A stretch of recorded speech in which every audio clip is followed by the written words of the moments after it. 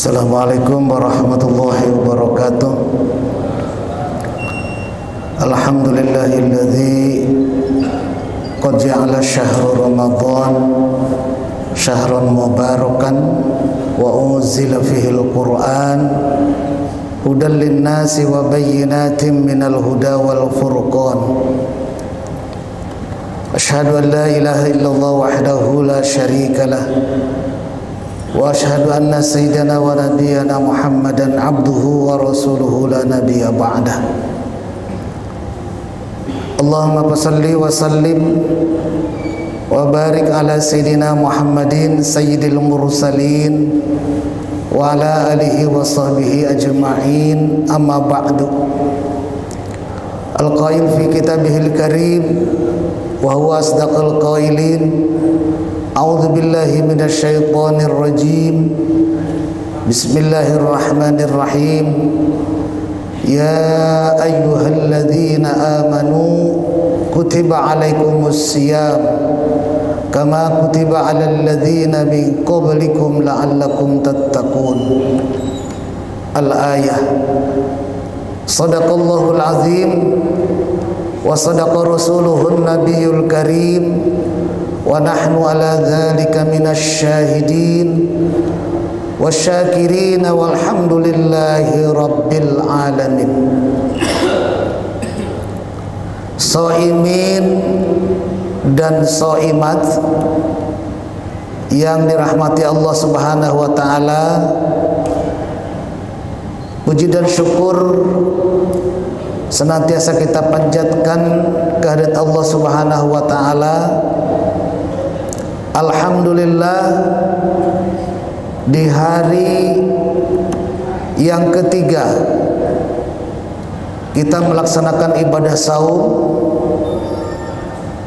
masih diberikan kekuatan, terutama kekuatan iman dan Islam, juga diberikan sehat walafiat dan mampu melaksanakan ibadah saum di hari yang ketiga baru setengah hari. Alhamdulillah. Hadirin wal hadirat, saimin dan saimat yang berbahagia, Allah Subhanahu wa taala sebelum menciptakan makhluk yang namanya manusia, Allah terlebih dahulu menciptakan akal dan nafsu. Karena akal pun juga makhluk, nafsu juga makhluk. Selain daripada Allah, itu makhlukun yang diciptakan oleh Allah. Allah adalah sebagai decision makernya adalah isim fa'il khaliqun. Allah yang maha pencipta dari segala-galanya, termasuk Allah ciptakan yang namanya akal dan nafsu. Pasti setiap manusia diberikan modal oleh Allah yang namanya akal. Setiap manusia pasti itu modal utama yang diberikan oleh Allah kepada setiap manusia. Dalam Al-Quran, wa khalaqakum wallahu akhrajakum min butuni ummahatikum la ta'lamuna syai'a inna sam'a wal basara wal fuad. Fuad ini adalah akal fikiran. Allah memberikan modal kepada setiap manusia, menciptakan yang namanya sam'a, pendengaran, wal basara, penglihatan, wal fuad, akal fikiran. Akal manusia itu dinamis, berkembang. Kita mungkin waktu kecil belum begitu banyak yang dipahami, belum banyak yang dimengerti, karena memang keterbatasan akal. belum banyak yang dipahami dan dimengerti. Berbeda dengan makhluk yang namanya binatang. Binatang itu akalnya statis, tidak dinamis. Diberikan oleh Allah Subhanahu wa taala yang namanya insting. Kalau kita lihat seekor ikan di Ancol, dunia samudra, itu ada ikan yang namanya ikan lumba-lumba. Karena dilatih oleh pawangnya, harus begitu, harus loncat, harus mengambil bola dan sebagainya. Itu saja yang bisa dia kerjakan karena statis akalnya, instingnya statis, tidak bisa berkembang yang lain.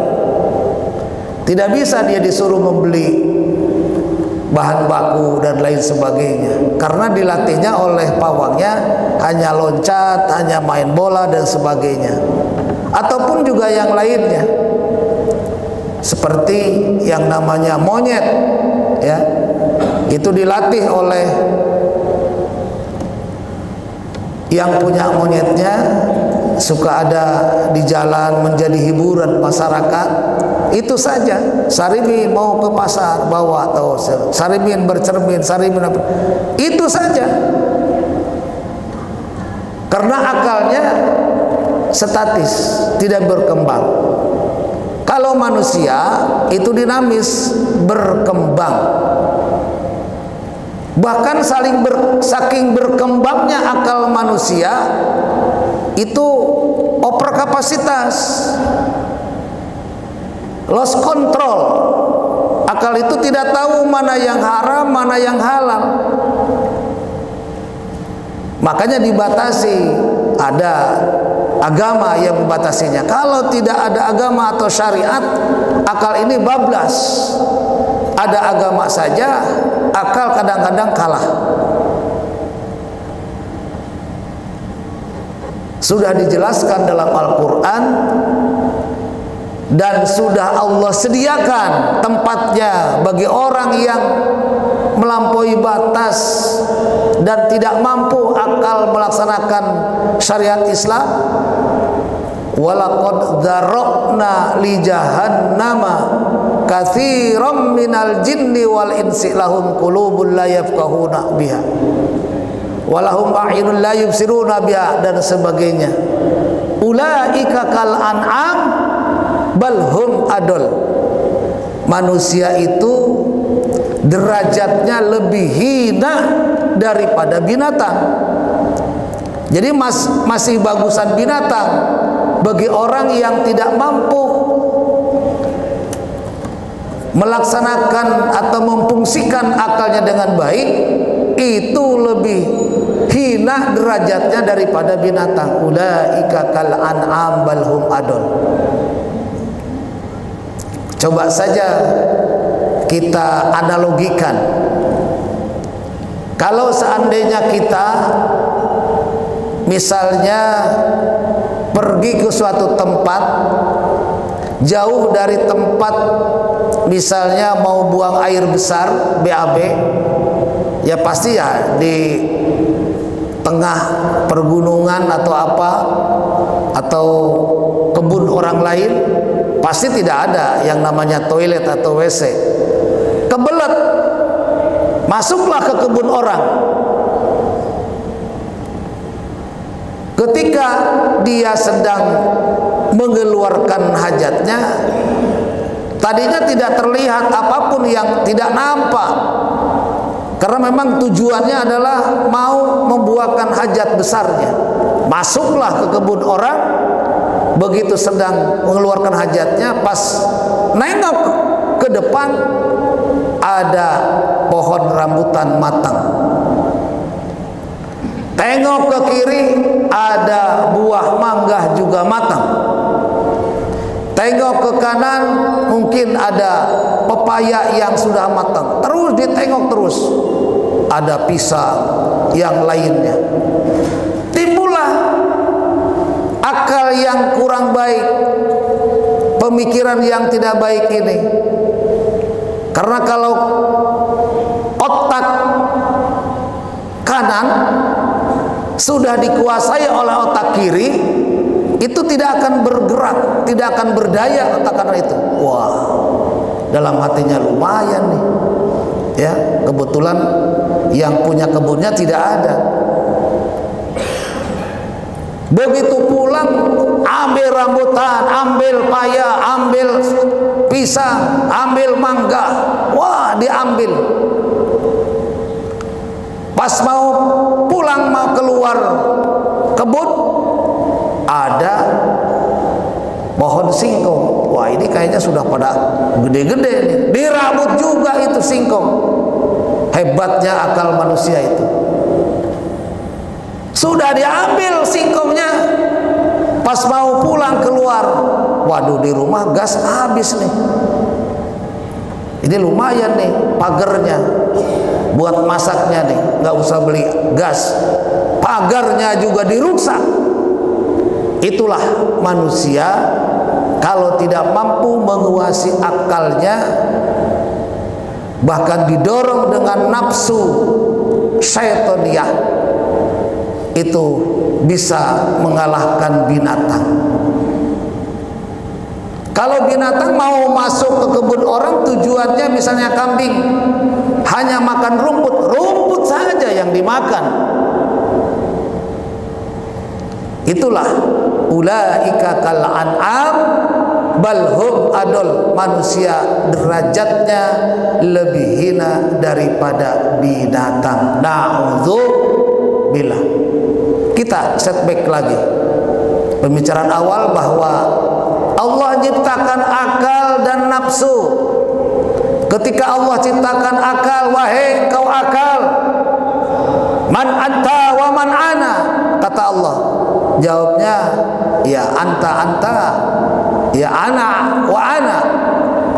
Cek bahasa orang Karama, lu gue. Ya, sia-sia aing-aing lah bahasanya begitu. Allah murka kepada nafsu, ya. Kalau akal itu jawabnya man anta wa man ana. Anta adalah Rabb, wa ana makhluk, kata akal. Tetapi nafsu ditanya oleh Allah, hai nafsu, siapa aku dan siapa engkau? Jawabnya begitu, anta, ana. Engkau adalah engkau, saya adalah saya. Allah murka terhadap nafsu, dimasukkan ke dalam neraka jahanam 100 tahun. Luar biasa, Pak. Nafsu itu sudah dikerebekkan dalam api neraka 100 tahun. Sudah 100 tahun diangkat lagi. Ditanya oleh Allah, hei nafsu, man ana wa man anta, siapa aku dan siapa engkau? Jawabnya seperti semula, lu gue, itu nafsu. Allah kan murka lagi, dimasukkan lagi ke dalam neraka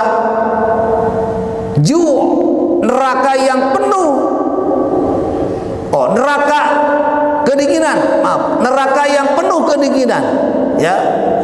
Neraka yang penuh kedinginan, dimasukkan itu nafsu itu, neraka yang penuh kedinginan 100 tahun. Jadi 100 tahun di neraka yang penuh kepanasan. Jadi neraka yang penuh kedinginan 100 tahun. Jadi neraka itu identiknya bukan panas saja, ada neraka yang penuh kedinginan 100 tahun. Diangkat lagi nafsu. Wahai nafsu, siapa engkau dan siapa aku? Jawabnya sama, anta, ana, wa ana. Engkau dan aku. Gua, luluh lah, soal bahasa gitu. Dimasukkan lagi itu nafsu ke dalam neraka yang penuh kelaparan, neraka ju' namanya, 100 tahun. Jadi prosesnya nafsu itu bisa sadar 300 tahun. Begitu sudah 100 tahun di neraka penuh kelaparan, diangkat oleh Allah, hei nafsu, Man anta wa man ana, siapa aku dan siapa engkau. Baru nafsu sadar, Pak. Engkau adalah Rabb, ana adalah makhluk. Engkau adalah Tuhanku dan aku adalah makhluk ciptaan. 300 tahun nafsu itu baru sadar, menyadari, mengakui adanya Allah sebagai Tuhannya dan dia sebagai makhluk. Pantas dalam Al-Quran surat Yusuf, wa ma ubarri'u nafsi innan nafsa la'ambaratun bisu. Jadi nafsu itu pada dasarnya adalah apabila didorong dengan hawa nafsu syaitaniyah, itu akan mengajak ke jalan kejelekan. Kalau nafsu itu tidak didasar dengan nafsu setan, nafsu ingin puasa, nafsu ingin saraweh, nafsu ingin tadarus, itu juga nafsu potensi yang ada, itu bagus. Tetapi la ammaratun bisu, di belakang nafsu itu kalau kita tidak bisa memilah dan memilihnya adalah dorongan hawa nafsu disertai dengan nafsu syaitan. Ini yang bahaya. Kebanyakan manusia terperdaya oleh nafsu syaitaniyah. Nafsu hayawaniyah mungkin sederhana, hewan itu kan hanya makan rumput saja. Tapi nafsu syaitaniyah itu tadi jadi ragus, ya. Dan hati-hati, walaupun di bulan suci Ramadan setan itu dibelenggu, ya. Tetapi nafsu itu susah. Ini makanya Allah ciptakan kronologis puasa di bulan Ramadan itu adalah itu terinspirasi daripada nafsu itu taluknya, ya. Taluk itu apa? Mengakuinya perintah Allah itu karena harus mengosongkan perut. Setan 100 tahun, kita mah cuma 1 hari puasa, ya. Setan 300 tahun, nafsu 300 tahun baru menyadari akan kebesaran Allah. Kita hanya setengah hari mengosongkan perut. Nah, ini kronologis ibadah puasa. Hadirin shaimin dan shaimat rahimakumullah. Kembali kita bicara masalah berpuasa. Saum ditinjau dari segi aspek hukum. Jadi berbagai latar belakangnya. Ada saum ditinjau dari segi aspek hukum, aspek psikologisnya, aspek sosiologis, ya, banyak. Tapi hari ini karena waktu tidak mencukupi, saum ditinjau dari segi aspek hukum. Secara harfiahnya, ayat yang melatar belakangi ibadah puasa itu surat Al-Baqarah ayat 183. Ya ayyuhalladzina amanu kutiba alaikumus syiyam kama kutiba alal ladzina min qablikum la'allakum tattaqun. Ini ayat yang melatar belakangi kewajiban ibadah saum. Ada yang bertanya kepada saya mahasiswa, Pak, itu ya ayyuhalladzina amanu kutiba, kenapa tidak furida? Kenapa tidak wujiba? Kalau kutiba itu kan fi'il madhi bina majhul, artinya ditulis. Wahai orang yang beriman, telah ditulis puasa itu. Nah, ini keliru, ya.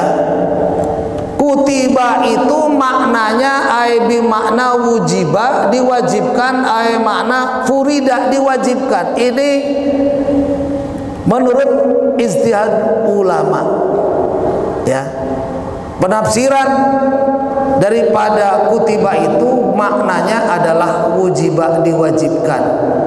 Jadi ada orang yang tidak mau puasa Lihat aja Ustaz, dalam tafsirnya tidak ada katanya kalimat wujiba atau purida. Ada juga kutiba, itu maknanya ditulis.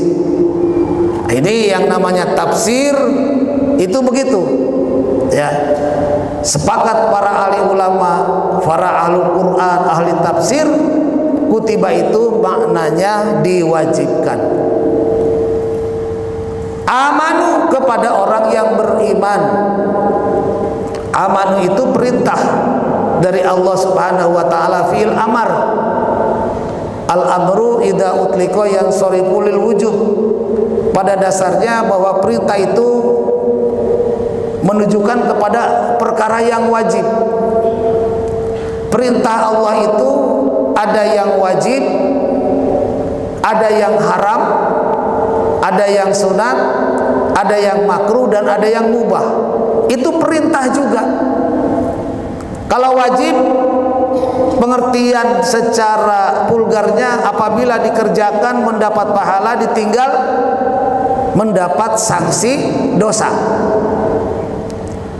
Kebalikannya haram. Kalau haram itu dikerjakan mendapat siksa, ditinggal mendapat pahala. Itu haram. Seperti berjudi haram, meninggalkan punya pahala. Minum minuman keras hukumnya haram, lebih baik meninggalkan minum minuman, punya pahala. Orang yang tidak minum itu punya pahala karena meninggalkan. Orang yang tidak berjudi pun juga punya pahala karena meninggalkan.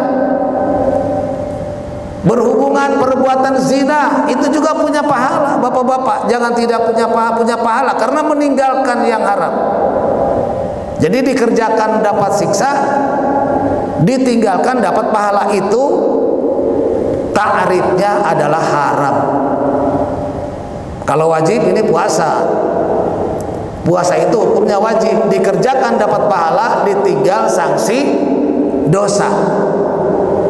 Bahkan dalam keterangannya, orang yang sengaja berpuasa satu hari di bulan, yang berbuka di bulan puasa satu hari sengaja tanpa ada uzur,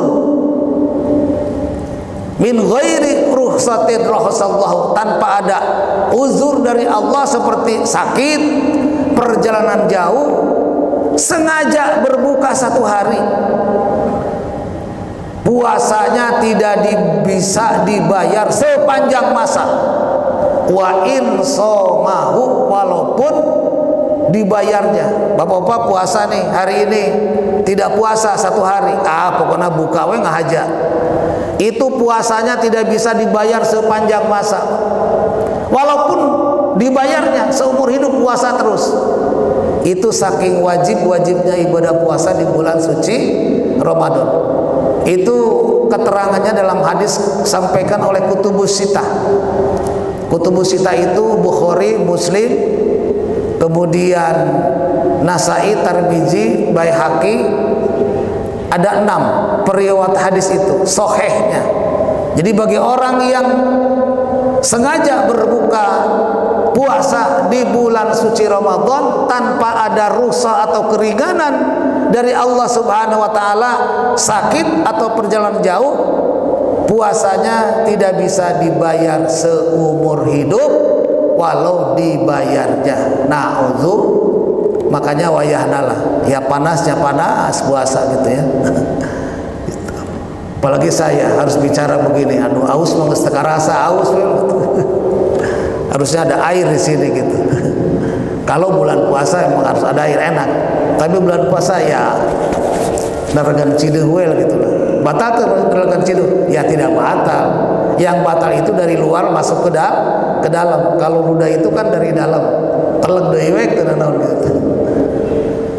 Shaimin dan shaimat yang berbahagia. Tadi saum ditinjau dari segi aspek hukum tadi itu.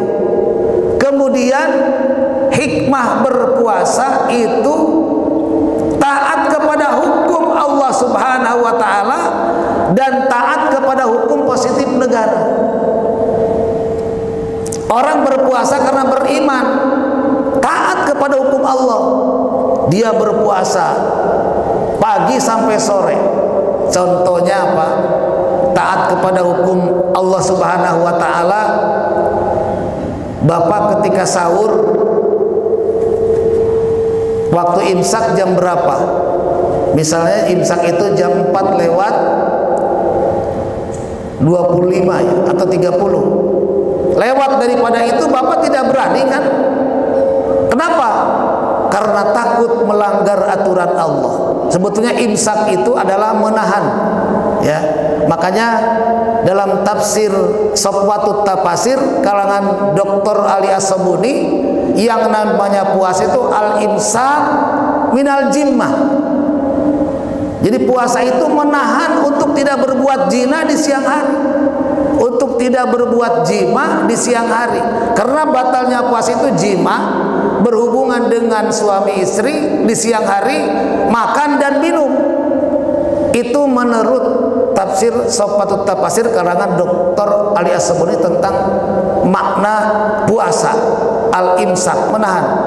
Jadi wayahna lah bapak-bapak lah biasa berhubungan dengan istri di siang hari, wayahna bulan puasa mah rapelkeun di malam hari gitu.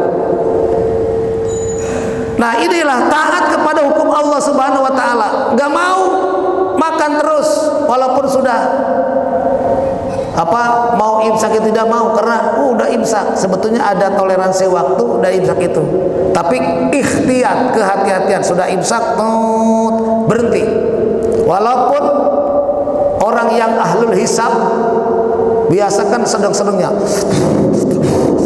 waduh, soalnya isukan mau bisa ngarokok cenah. Kagok ya terus. Sahurna jam 3:30 geus beres, setengah jam keur ngarokok terus. Ya teu naon lah. Mumpung keneh keur hirup ngarokok. Geus maot mah moal ngarokok. Kemudian taatnya kepada hukum Allah, bapak-bapak, sudah siap di meja hidangan, berbagai macam hidangan yang untuk berbuka, ya, konsumsi sudah ada, sebagaimana adat Kerawang, ya, ada bala-bala, ada risol, ada asinan, ada kolak. Waktu jangankan setengah jam, jangankan seperempat jam, jangankan 10 menit, 5 menit juga tidak berani, Pak. Jangankan 5 menit, 1 menit. Anaknya lagi ngocek-ngocek kolak, 1 menit deui tahan. Tidak berani melanggar aturan Allah. 1 menit, setengah menit juga tidak berani. Itulah orang yang berpuasa, taat kepada hukum Allah Subhanahu. Jangankan 1 jam, setengah menit saja tidak berani memakan itu. Yang notabene-nya makanan itu kolak halal, asinan halal, risoles halal, bala-bala halal. Tidak ada yang haram. Tetapi Allah belum menghalalkan, tidak berani.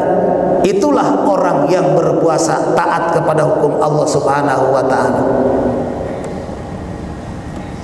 Artinya side efeknya, makanan yang halal tidak boleh dimakan belum waktunya, apalagi makanan yang haram. Yang halal saja tidak berani, apalagi memakan makanan yang haram. Istri saja yang sah tidak boleh ditiduri di siang hari, apalagi istri orang lain. Itulah hikmahnya orang berpuasa, taat kepada hukum Allah Subhanahu wa ta'ala dan taat kepada hukum negara Republik Indonesia. Ketika kita berbuka puasa belum waktunya, jangankan 1 gelas, 1 tetes pun tidak berani meminum air karena taat kepada hukum Allah. Ada perubahan karena la'allakum tattaqun, itu ada perubahan dalam itu. Jangankan 100 juta, jangankan 1 juta, 1 rupiah pun tidak berani memakan harta orang lain. Itu hikmahnya, side effect daripada ibadah puasa.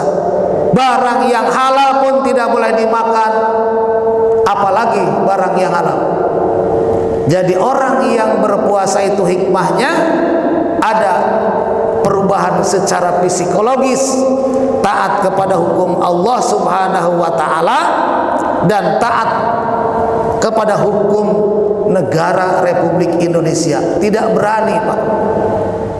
Jadi ada motor orang lain di depan, tidak berani mengambil.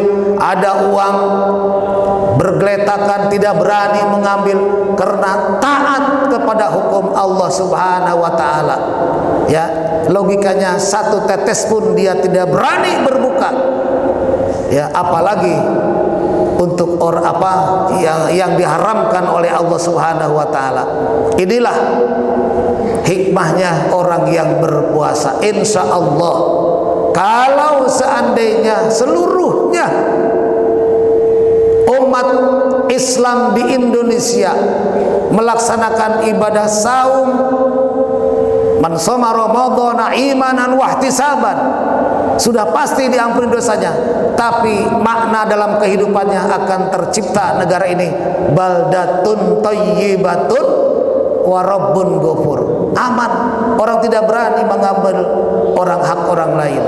Itulah hikmah untuk melaksanakan ibadah puasa, taat kepada hukum Allah, juga taat kepada hukum negara Republik Indonesia.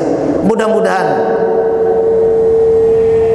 kultum yang sangat singkat ini ada manfaatnya bagi diri saya, umumnya kepada hadirin jamaah soimin dan soimat. Mudah-mudahan Allah berikan taufik dan hidayah, kita bisa dan mampu melaksanakan ibadah saum sampai 1 bulan penuh.